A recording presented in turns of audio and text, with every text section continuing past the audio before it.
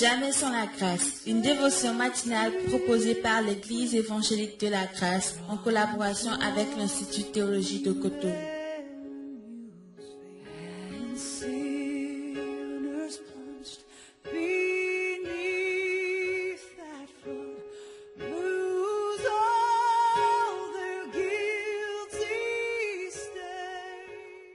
Bonjour chers amis, chers internautes, réel plaisir pour nous de vous savoir nombreux à l'écoute ce matin, peu importe là où vous nous suivez, nous vous saluons dans le précieux nom de notre Seigneur Jésus, que la paix de Dieu, que sa grâce, que sa miséricorde soit avec vous ce matin, au nom puissant de Jésus-Christ. Amen. Alors 2 Timothée chapitre 1, le verset 12, il est écrit, « Et c'est à cause de cela que je souffre ces choses, mais je n'en ai point honte, car je sais en qui j'ai cru. Je suis persuadé qu'il a la puissance de garder mon dépôt jusqu'à ce jour-là. » Amen. Amen. Oh, c'est vraiment extraordinaire cet épître. Vous savez, beaucoup de commentateurs pensent que c'est, et je partage aussi cet avis, pensent que cet épître est la dernière que Paul va écrire. C'est sa dernière épître. Et dans cette épître, qu'est-ce qu'il fera? Il raconte sa vie et surtout, il va parler de ses souffrances, les souffrances de l'apôtre Paul mourant et il était dans une grande solitude, abandonné de ses amis et Paul se retrouve seul.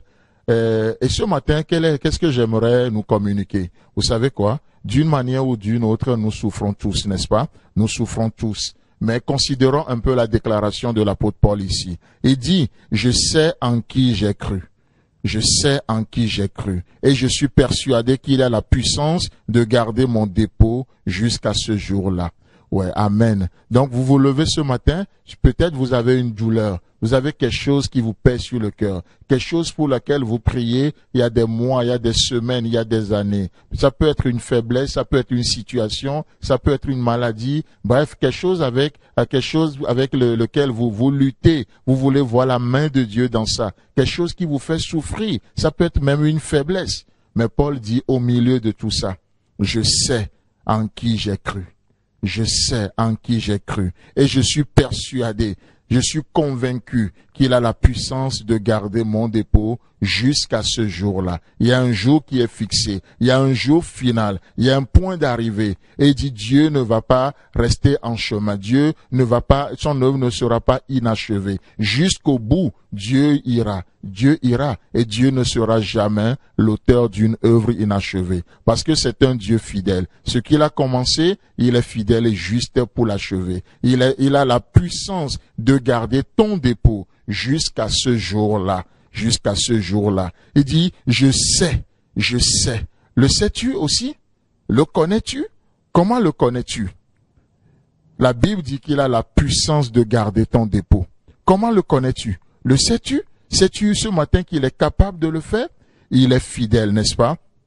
C'est un Dieu fidèle. On entend parler de l'amour de Dieu, oui. L'amour de Dieu, c'est un sujet qui me passionne beaucoup. Mais laissez-moi vous dire que si Dieu n'est pas fidèle dans son amour, oh, Dieu un jour peut ne plus être amour. Mais gloire lui soit rendue qu'il est fidèle. Il est fidèle dans son amour, il est fidèle dans sa justice, il est fidèle dans sa promesse. C'est pourquoi ce qu'il dit, la Bible dit, mais ne l'accomplira-t-il pas? Ce qu'il dit, ne l'exécutera-t-il pas? C'est un Dieu fidèle. Il est fidèle dans son amour et il nous aime jusqu'au bout, comme on le voit dans Jean chapitre 13. Il a mis le comble à son amour pour ses apôtres. Notre Dieu ne sera jamais l'auteur d'une œuvre inachevée. Il a commencé quelque chose dans votre vie, il va l'achever, basé sur sa fidélité. Le sais-tu? Le connais-tu? Il relève le pauvre du fumier et il retire l'indigent de la poussière. Le sais-tu? Paul dit, je sais en qui j'ai cru. Tu crois en qui?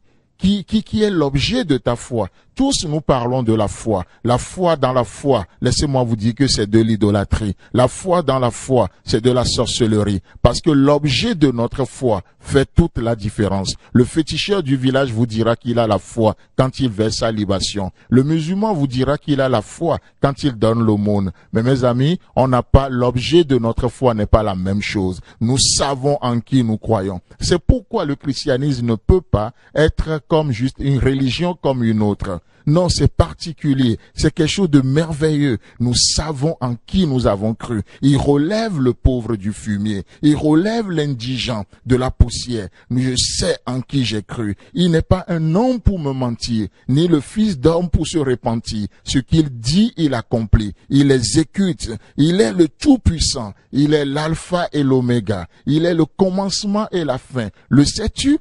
Oh, cette affaire ne sera pas inachevée. Celui qui l'a commencé ira jusqu'au bout. Amen. C'est vraiment merveilleux. Comment le connais-tu? C'est un Dieu puissant. Il est le Dieu qui fait des portes. Il ouvre des portes. Il ferme des portes. Le sais-tu? Il ferme les portes de la maladie. Il ouvre les portes de la guérison. Oh, reçois ça ce matin. Au nom puissant de Jésus. Ne te laisse pas aveuglé par la souffrance. Ne te laisse pas aveugler par la réalité du cas présent. Paul dit, je sais en qui j'ai cru et je suis persuadé qu'il a la puissance de garder mon dépôt jusqu'à ce jour-là. Que Dieu te bénisse et je compatis et je prie pour toi que Dieu manifeste sa grandeur dans ta vie aujourd'hui au nom puissant de Jésus-Christ. Amen.